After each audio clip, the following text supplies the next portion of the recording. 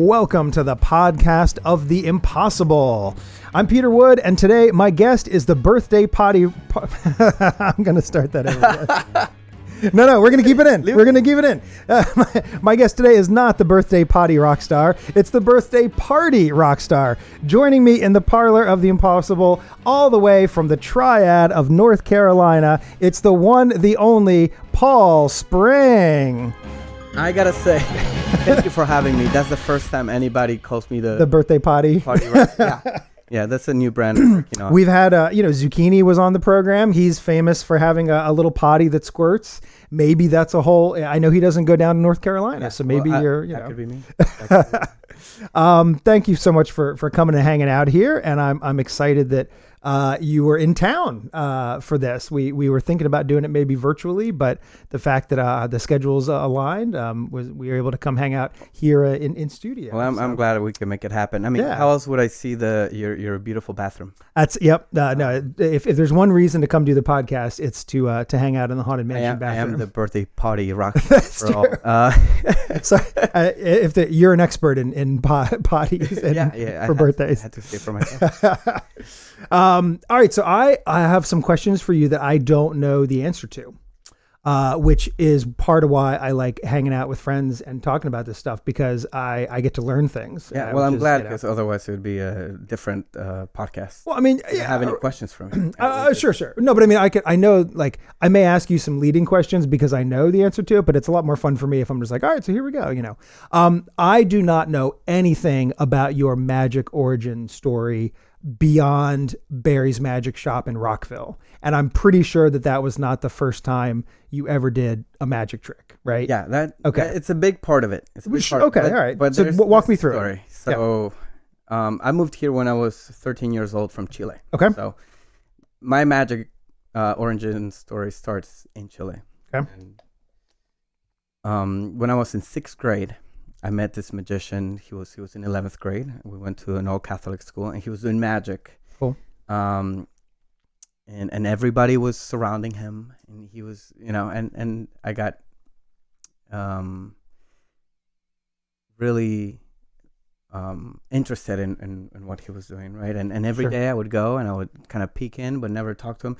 Eventually, I worked up the courage, and I asked him to show me a magic trick, and he said, for 50 cents. Tomorrow, I will show you a magic trick. Brilliant. And that was really the first magic trick I learned. He showed me Crazy Man's handcuffs. Okay. This is with two rubber bands. Yes. That right. Interlock, or that come apart or go together, right? Okay. Yeah, a classic of magic. And I didn't know it at the time, right? And I practiced at it, and I got really good. I think that was a really good first magic trick to learn. Yeah.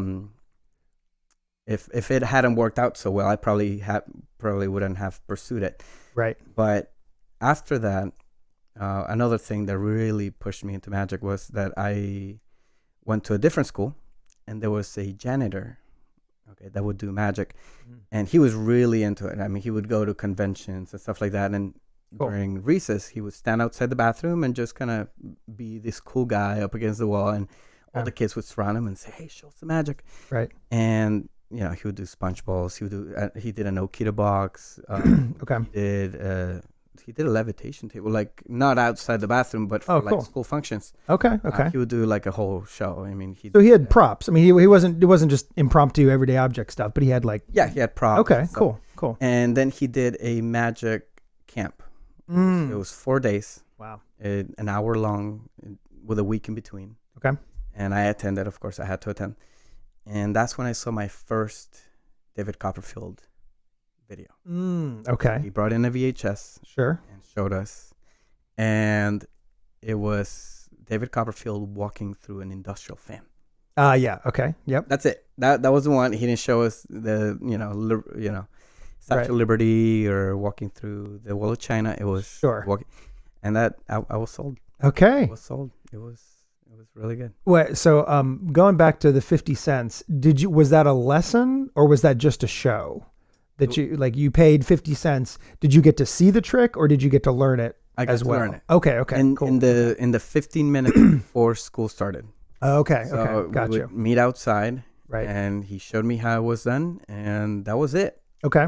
I don't know how in that time I was I had my listening ears on. Good. And I was able to learn it enough that I could perform it for other people. That's cool. Yeah. Well, and there is something about paying for it. Like as funny as that is, like one kid making another kid say, "Hey, give me 50 cents." But like, I do think, I mean, it's just like, you know, when now we buy a magic book or video, you know, if you're handed that secret, it's not quite as precious to you as if you had to buy it and or you had to work for it. Like if it is a book where like, okay, even if it's a library book, you sort of, the barrier to entry is like, all right, well, I have to read it and I have to try to understand it to figure out the secret as opposed to. I agree. I mean, and even in my business or maybe yours too, you don't give out stuff for free. If you give out like per se free entry, they might just not show up. But if you make them pay, this is heavily discounted. If they pay $5, even $1, they hold more value to it than if it was free. That's true. That's a good and a good for any, even if you're not doing a magic show, even if you're doing, I mean, whatever, if you're doing a school function or if you're doing if you can make it into a small fundraiser as opposed to just, it's a free thing, then you'll get, interestingly, you'll get a lot more people show up for it. So, all right. So then you found, tell me about finding Barry's Magic Shop. Like what started that? Yeah. So we moved to Wheaton, Maryland, a couple of years after the magic camp. It was probably like 3 years since then. Okay. And I had been driving by Barry's every day. Now, I think my family, we're all night owls. We're always late, so it was always closed. Okay. It was never open when I drove past it. Okay. 6 p.m. seemed like it was too early for it to close. Interesting. For me, every time I was like, I can't believe they closed at 6. You know, I'm out here at 8 p.m. driving by. I need to go in there. Yeah. So it took me quite a while to finally make it in there. I think I was looking for some invisible thread. Okay. Okay. And I said, okay, Mom, you have to take me. I went and I asked for invisible thread, and they said how much? I said one. Yeah, I'd like one. Like, one what? One piece. They're like, we sell it by the foot. I said, I guess 1 foot then. Nice. Okay. What are you gonna do with a foot of invisible thread? No. Yeah, sure. If you don't do magic, you don't do much with 1 foot invisible thread. Yeah, that's okay. But no, I got sold a spool of it that probably still have enough of it. Right. So I way overbought invisible thread as opposed to just buying a foot. Right.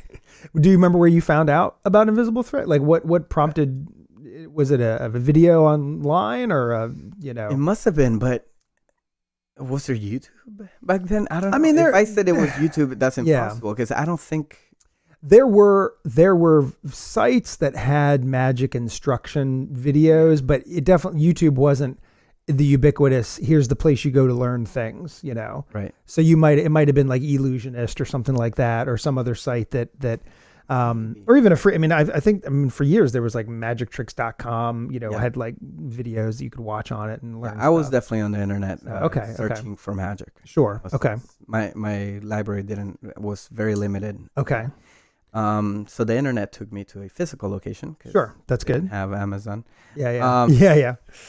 And this was in Wheaton. Like this was the small shop, or was this the? Okay. Yes. And then so how long were you visiting? Just roughly, like how many years before? Because I started working at Barry's at the Rockville location, so I visited in Wheaton for years. Just occasionally as a weekend guy. Yeah. But like, how do you, I remember going to the Wheaton one for like my whole childhood. Was it, I assume a shorter amount of time for you, but like 5 years, 10 years, ish? Not even 5 years. Okay. Probably like 3. And then he's moving, like he's shutting down, but then there's another one showing up in Rockville, right? It was still really sad. Oh, sure. It was still, that shop was, something else. If we could bring it back and just put it exactly where it was. Oh yeah. With everything in it, Yeah. That would be good. Yeah. Well, and especially, I mean, because he had the Psychic Ghost Theater upstairs, which I never got to see. Same. I never. Oh, I mean, okay. Nope.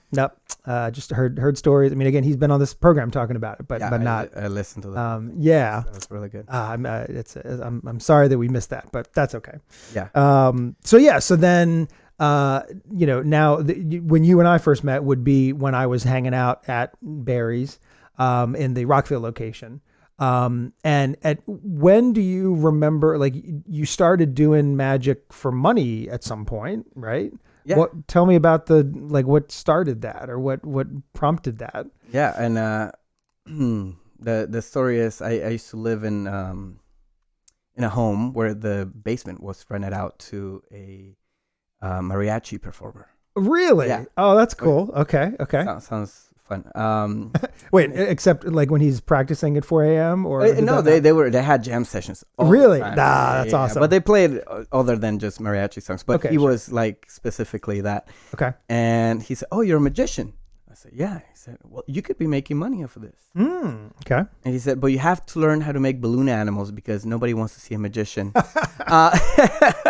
That's pretty funny. He said, "No." He said, "That will be your foot in the door." Okay. And I tell this story so many times because that's exactly what he said. Like, people think of magicians, they think of tailcoats. He said, if you learn how to make balloons, you can sell it together. Okay. And that's where I learned about packaging, which I do a lot. Very smart. Very smart. Okay. And he said, if you learn how to make balloons, I'll take you to some of my gigs. Okay. These are restaurants, or what kind of gigs? Festivals. Oh, okay. Okay. Sure. So I learned balloons. Okay. I think I bought some balloons at Barry's. Yep. And a little red pump. Right? Okay. Yep. Sure. And a book. I think I bought a book. Okay. Or a pamphlet. Yep. Yeah, I know he had a few small. Sure. For like $3. Yeah. And he designed business cards for me. Wow. Okay. And he printed them with the tearaway. Remember the tearaway business cards? And I got a good 20 business cards. And he said, "Okay, we're gonna go." And I bought a yellow dotted hat. Okay. From Barry's, and I went and I did balloons. I got kicked out of a few festivals where, I was not invited. Oh, I see. Okay. And then there were other ones that said, "Hey, can I have a card? Maybe we can invite you next time, and maybe we'll even pay you." Okay. And that was. Now, was he invited to be there, or no? Okay. I wasn't sure. I mean, you guys just crashing festivals all over the place. He's hired to be the mariachi. I see. Okay. He sneaks me in. I see. Okay. And then I go on my own. Right. And a few times there was like a professional balloon artist. Right. Okay. And I did not understand why he wouldn't like me to be there. Right. Okay. But and you're working for tips at this point? Yeah, just tips. Okay. Just tips. Gotcha. And you'll be surprised. You can make some really good money off of tips. Sure. You're a sad-looking kid making balloon swords next to the circus clown. Right. Motorcycles. That's funny. Well. How old roughly are you at this point? Do you have like 15? Okay. Yeah. I think I started going to Barry's like at 14. Okay. If I'm not mistaken.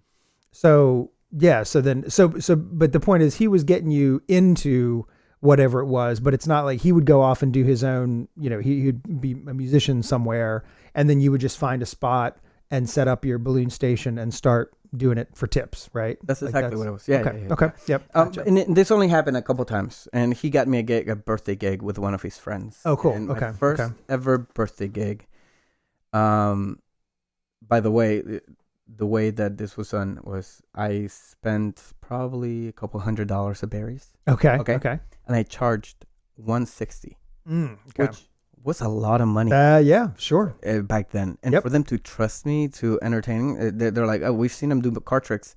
Right. He must be really good." Sure. I had no experience doing kids shows. Okay. None whatsoever. What did I buy? I bought a coloring book, of course. Okay. A bunch of different tricks that I hadn't practiced whatsoever. Right. To this day, I'm not very good at practicing anything. Really. At least you're honest. That's good. Yeah. And I went and did it. Actually, I dressed up as a clown for like a Party City costume. Okay. And my brother did too. Okay. I brought my brother. You have yep. We have our performing brothers. Bringing your brother along. Uh-huh. This was the one and only time that I brought my brother. I see. Okay. We wanted to do a clown skit where he would like drink water and spit it on my face or something. Okay. But he laughed so much during it that he would drink the water every time. So we never got to the part, and we just laughed and laughed and laughed, and the kids were just like, That's "Okay, great. this is great." What is these guys are laughing and drinking water? What's the gag here? I don't know. I have no idea. That's hilarious. We really laugh about that to this day. It did not translate. Yeah, that's funny. So that was my first show, and since then, I probably could have had a good education or something, but since I saw the money, I said, I'm gonna be a magician. Sure. Okay. Sounded lucrative, making $160 as a 15-year-old. Absolutely. Yeah. Mom, Dad, I've made it. Yep. That was my thinking, so I never stopped. Now, did you? But okay, so you got this. You were doing fairs and festivals not as a magician, but then you did start doing like birthday party shows. And were you doing? I assume you're doing balloons. You mentioned packaging, so you're doing balloons and magic at your birthday party gigs, right? I know that. So then, did face painting come thereafter? Like, I know that's another one of your soon after. And okay, as when I was that age, and maybe right now, too, when people ask me, "Can you do something?" I say yes first. Yeah, and I figure it out. Sure. And so through berries, and a lot of my connections came through berries early on. Yeah. For my performing, I met a clown that was buying something at berries, and she looked at me and said, "Oh, you do magic and balloons? Okay, I'm gonna connect you with an agent." Nice. And she did, and I did a lot of balloons for big corporate events. Okay. And I was just a kid with a balloon pump. Yeah. Wow. And later on, if you remember, I was the kid with skinny jeans and red hair. Right. And I was showing up, and the only thing that they asked, they said, "Please wear something colorful." To this day, I wear everything on the gray and black scale. Oh, right. That's funny. Yeah. But yeah, but your hair was colorful. Blue, yeah, I would, exactly. That's what I would say. I Yeah. put on a blue or red shirt, and I would show up and do balloons. Okay. Sure. Later on, sorry, your question to the face painting. Oh yeah. He asked, "Can you face paint?" Okay. And you said yeah. And I said, yeah. He said, "Okay, I have a face painting kit. You're gonna take it." Okay. He said, "Don't worry. All you have to do is like little balloons, happy faces, and smiles." And I said, "Sure. Oh, that's usually what I do." Yeah. In all my years of face painting. Okay. So, and then I met a real face painter. Okay. A real face painter. And I've confidently said, I face paint too. Oh, yeah. I just said, really? Because we need some help here. Meet me here at 2 p.m. next week at Rockville Town Center. Okay. And we're going to be face painting. There's a line of like 300 kids waiting hours to get face painted. And I had no idea what I was doing. The entire time I was looking at her like this, like, what is she doing? Right. She did butterflies like with her eyes closed, and they were amazing with glitter. I hadn't used glitter at this point. Yeah. But she brought me a kit full of stuff. Like, she made a kit professional the way that she had it. Okay. And that was the first time I used a professional face painting kit. And I think, that was the beginning. I hit the ground running. She was booking me for gigs too, and balloons as well. She was a great balloon artist as well. So I learned a lot from her, and working other events. So and it is funny. I'm just still thinking back to the whole like, oh, you're a magician. Great. I've got a gig for you. As long as you don't do magic and just do balloons. But it is interesting to me how all of those fields are kind of related. Like, people assume juggling is one of those as well, where like people assume like, oh, you're a magician. Do you know how to juggle? And it always seems weird to me, like, oh, you're a police officer. Do you know how to cook? Like, in my mind, those are two completely different things, but something about the variety arts, and so I guess you were just looking. In this case, it's true. No. Okay. Yeah. Well, I can't juggle. Same. No. I cannot. No, I've tried. Unicycle. Have you tried to unicycle? Not actually. I haven't. I think we're past the point of learning to unicycle. I tried. You remember Heelys? Oh yeah. Okay. You Heely? Well, so I bought, was gifted a pair from my lovely wife. I wanted some, and I thought. Now. Pretty recently. Not. I thought you meant as a kid. No. My lovely aunt Beth. No, No. I was old enough to be married. Then so this was probably 10 years ago at this point. But I thought it'd be really cool if I like had Heelys and could like on stage. Heely that would be fun, right? Yeah, just slide out. So I'm practicing in my parents' basement with these Heelys. And again, Did you live there, or you just happened to be in your parents' basement? Yes. I think I was living there at the time. No, I was married. I don't remember. I think Your maybe storyline is not. I know they came. I believe they were gifts from Christy, but I don't recall if we were dating or married. So I'm not sure whether I was living it there or not. But the point is, you needed a basement to practice. We were hanging out there for whatever. Yeah, and so there's a suspended ceiling in my parents' basement, which will become important in a moment. And so I'm practicing the Heelys, and I'm dreadful at it. I'm not good at roller skating. I'm not good at rollerblading or ice skating. I don't know why I thought I would be good at Heelys. Yeah, this is harder, right? Apparently, I found out. And so basically, like, I kept falling, and then one time I like flung my hand like up so high that I actually caught the corner of the metal suspended ceiling, and I still have a scar on the back of my hand where I cut my hand on the ceiling while I was practicing to wear Heelys and go around. That was the end of your Heelys. And I was like, nope, this is not worth it. I can't, And of course, with every passing year, it'd be even stupider for me to come Heelying out. Yeah. Please welcome the collector of the impossible. And then I'm just like wearing these big chunky sneakers, and gliding out on the stage. Who does something to that effect? Chris Capehart, I think. Oh, really? Okay. He, cooler than Heelys. He does the hoverboard. Oh, I think he works out on a hoverboard sometimes, or that's so funny. Or hovers out. Yeah. And I think he did that. That's pretty cool. For the kids. Yeah. No, but Chris Capehart is also cooler than I am, so he can pull that off.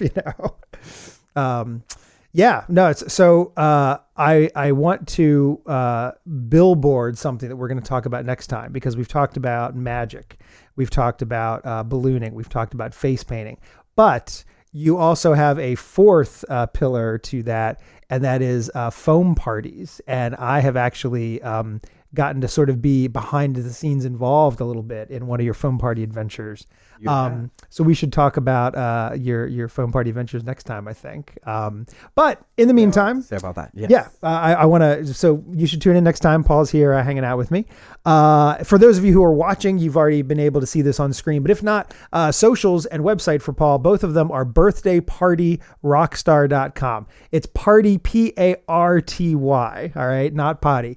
Although you should get that domain just in case. You know what? I probably will before the zucchini takes it. Exactly. Yeah. What totally. I'm scared about. So yeah, social media, Birthday Potty Rockstar, or birthdaypartyrockstar.com. Thank you so much for hanging out here with me today, Paul. This was awesome. And thank you for having me. That is going to do it for this episode of the Podcast of the Impossible. But to support my Museum of the Impossible project, as well as public shows and social media and more, you can head on over to oftheimpossible.com. I'm Peter Wood. Thanks.